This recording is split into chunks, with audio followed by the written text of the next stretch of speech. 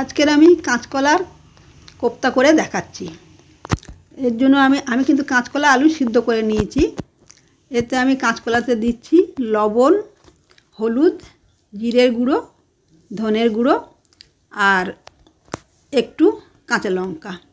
আর আমি নিরামিষ করছি না, আমিষ করছি, সেই জন্য আমি ওটা পেঁয়াজ কাঁচা লঙ্কা দিচ্ছি। ওতে আমি 2 চামচ মতো বেসন দিয়ে দিচ্ছি। আমি নিয়েছি ধনের গুঁড়ো, জিরের গুঁড়ো, কাশ্মীরি লঙ্কার গুঁড়ো আর লবণ। আর নিয়েছি 1 পিস আলু কেটে, আর একটা পেঁয়াজ, একটা টমেটো, 4 পিস কাঁচা লঙ্কা। এ নিয়ে আমি ফোড়ন দেওয়ার জন্য তেজপাতা আর শুকনো লঙ্কা। আর নিয়েছি একটু টুকরো আদা নিয়ে আমার হয়ে গেছে। এবারে আমি আলু টুকরো পোস্তর আলুর মতো করে টুকরো টুকরো করে কেটে নিয়েছি। এক পিস তেজপাতাও নিয়েছি। এবারে আমি দেখো এরম করে আমি কাঁচকলা আলু এটাকে ভালো করে হাত দিয়ে মেখে নিচ্ছি। আর তার মধ্যে আমি ওভেনটা জ্বেলে আমি ফ্রাই প্যানটা বসিয়ে দিয়েছি। এমনি করে ভালো করে মেখে সুন্দর করে মাখতে হবে, সুসিদ্ধ করা।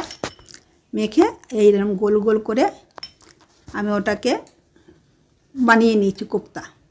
এবার আমি তেলটা আমার গরম হয়ে গেছে, আমি পরপর কোপ্তাগুলো ছেড়ে দিচ্ছি। ওটা একটু ধীর গ্যাসটা করে দিয়ে এপিট ওপিট ভালো করে ভেজে নিতে হবে।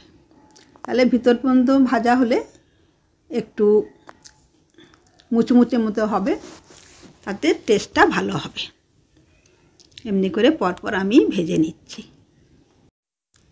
এদিক ওদিক করে বেশ ভালোভাবে ভাজা করে নিতে হবে। আর আমি কিন্তু বড়া ভাজাতে সুন্দর হওয়ার জন্য একটু 5 ফোড়ন আর একটু জোয়ান এটাকে শুকনো খোলাতে ভেজে গুঁড়ো করে ওর সাথে দিয়েছি বড়ার সাথে। এবার আমার সব ভাজা হয়ে গেছে, আমি একটা পাত্র নিয়ে বড়াগুলো সব পরপর তুলে নিচ্ছি। এ বড়া ভাজাও খাওয়া যায়, আবার কোপ্তার তরকারি রান্না বানিয়ে খাওয়া যায়, সেই রকম আমি করেছি।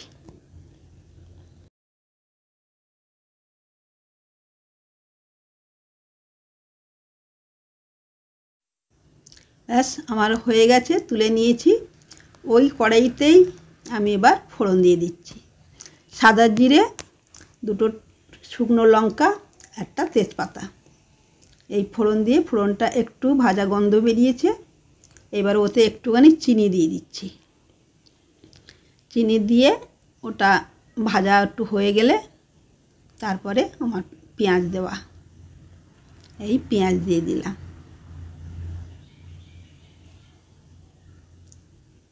পেঁয়াজটা একটু নাড়াচাড়া করে নিয়ে পেঁয়াজটা ভাজা ভাজা হয়ে এসছে, তারপরে আমি আলু দিয়ে দিলাম।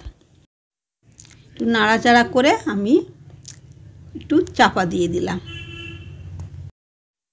আলুটা সিদ্ধ হয়ে আসবে, ওই জন্য 1 মিনিট পরে আমি আবার ঢাকাটা খুলে একটু দেখে নিলাম। ঢাকাটা খুলে একটু নাড়াচাড়া করে ওতে আদা আর লঙ্কাটা দিয়ে দিলাম। দিয়ে একটু নাড়াচাড়া করে আদার গন্ধটা বেশ ভাজা ভাজা গন্ধ বেরিয়েছে।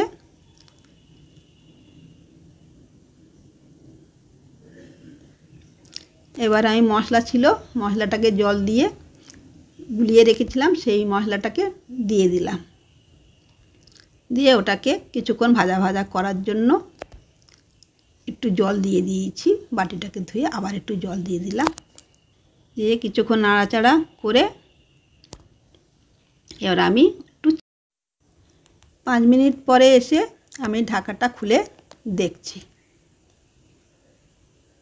ব্যাস আমার জল শুকিয়ে গেছে। এবার আমার কষা হয়ে গেছে, আমি দিয়ে দিলাম টমেটোটা দিয়ে আবার একটু নাড়াচাড়া করে কষিয়ে নিতে হবে।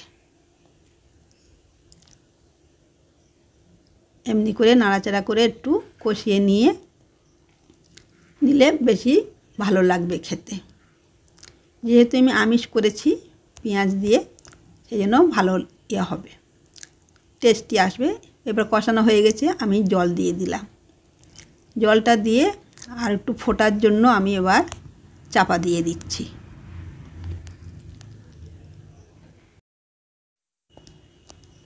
ব্যাস আমি 2 মিনিট পরে দেখছি আমার হয়ে গেছে, ঝোলও ভালোই ফুটছে। আমি পরপর এবারে বড়াগুলো দিয়ে দিচ্ছি। বড়াটা একটু এপিট উপিট করে তার ঝোলটাকে দিয়ে দিলে টেস্টটা ভালো হয়ে যাবে। ঝোলটাতে বড়াগুলো একটু নরম নরম হয়ে যাবে, খেতে ভালো লাগবে। এবারে উল্টিয়ে দিলাম, দিয়ে আবার একটু চাপা দিয়ে দিচ্ছি।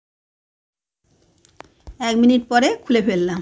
ব্যাস আমার কোপ্তা রেডি হয়ে গেছে, আর বেশি বাকি নেই। এবার আমি একটু গরম মশলা দিয়ে দেবো। গরম মশলা দিয়ে দিচ্ছি, দিয়ে এবার একটু গ্যাসটাকে অফ করে দিলাম, দিয়ে এবার একটু চাপা দিয়ে দিলাম গরম মশলাটা গন্ধ চারিদিকে ছড়িয়ে যাওয়ার জন্য। ব্যাস কোপ্তা আমার একেবারে রেডি। এবারে আমি নামিয়ে নিচ্ছি। আর তোমরা করে দেখো, অবশ্যই ভালো লাগবে। যদি ভালো লাগে আমাকে কমেন্ট করে জানিও, বন্ধুদেরকে অনেক অনেক শেয়ার করো।